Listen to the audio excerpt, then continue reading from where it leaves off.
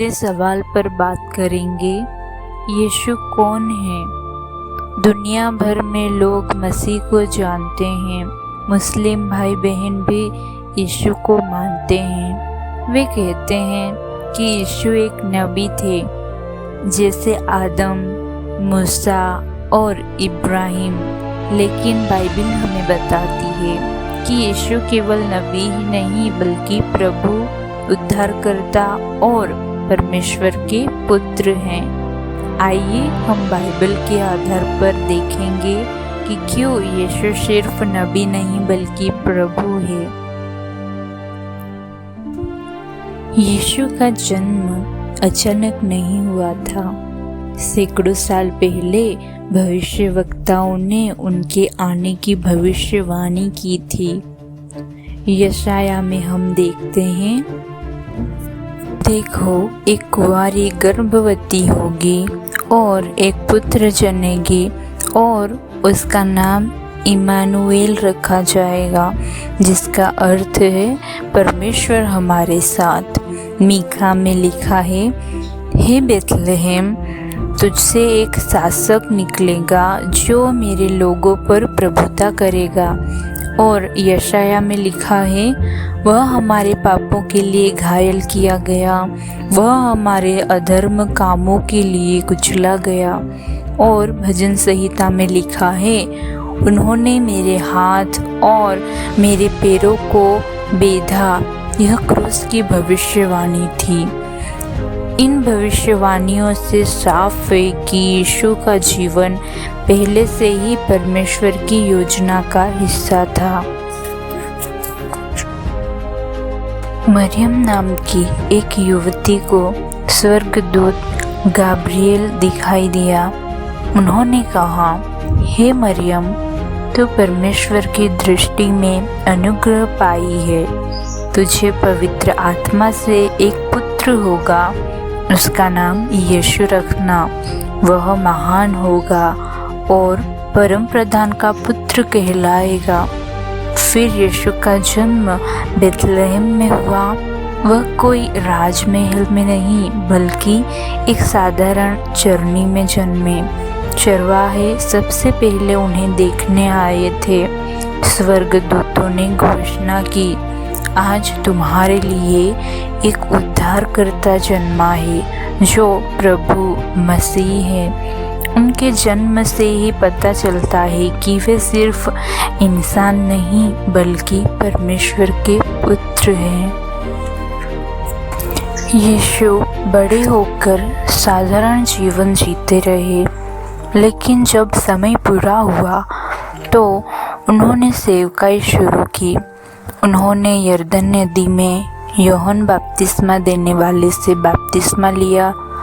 उस समय आकाश खुल गया और एक आवाज़ आई, यह मेरा प्रिय पुत्र है जिससे मैं प्रसन्न हूँ। फिर शैतान ने उन्हें 40 दिन तक परीक्षा में डाला, पर यीशु ने हर बार परमेश्वर के वचन से उत्तर दिया।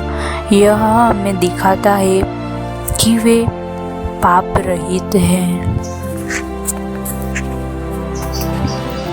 यीशु ने कई अद्भुत काम किए जो किसी सामान्य इंसान या केवल नबी से संभव नहीं थे। उन्होंने अंधों को आंखें दी, उन्होंने कोढ़ियों को चंगा किया, उन्होंने तूफान को शांत किया, उन्होंने 5 रोटी और 2 मछलियों से 5000 से अधिक लोगों को खाना खिलाया। उन्होंने लाजर को 4 दिन बाद मृतकों में से जीवित किया। ये चमत्कार दिखाते हैं कि उनके पास परमेश्वर के सामर्थ्य है, क्योंकि वे स्वयं प्रभु हैं। यीशु जानते थे कि वे क्यों आए हैं। वे हमारे पापों का दाम चुकाने के लिए आए। यहूदा ने उन्हें धोखा दिया।